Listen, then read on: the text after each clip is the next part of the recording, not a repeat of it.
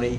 What might it be 20 years from now if these projects come to fruition, and what will it mean in terms of schools? Well, the current population is about 65,000, thereabouts.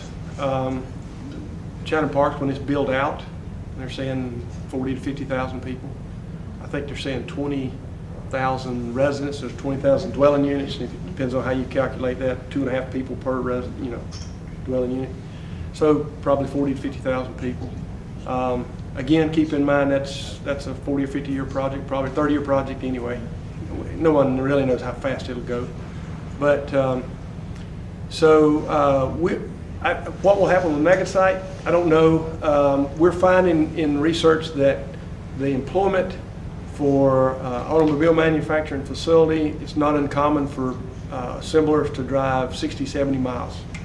So we may be pulling people from Greensboro, Asheboro, Sanford, even Raleigh. So I wouldn't expect to see a tremendous amount of residences just because of the mega site, but we will see some, obviously. But I think the thing that is important, I mentioned earlier that I have 3 boys, and the oldest one works for the city of Raleigh.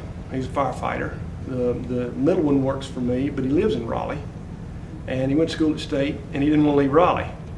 And what we have found is that our children, as they grow up, they go off to college, they don't want to come back home because there's nothing here. I think that as we see industry develop, that we see the area develop a little bit, particularly when it develops in regions or in targeted areas like we're talking about, I think you'll see it more attractive for the young people to stay at home and come back home for work.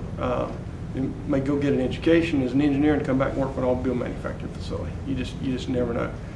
So we see a lot of pluses for the for what's going on with the mega site, with Chatham Parks, with schools. There are some negotiations. Where the schools will go, we don't know. It depends on how the population. The school location is pretty well determined by the school board, and those numbers are. There's a formula they use that the state gets involved, and then once they determine where it is, then the county has to provide it.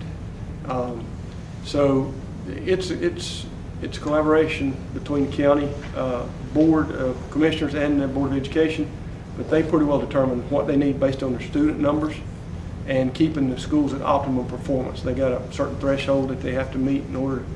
Once they fall below that certain level, they're not able to provide some of the services and things. So that's all taken into consideration when deciding where the schools go.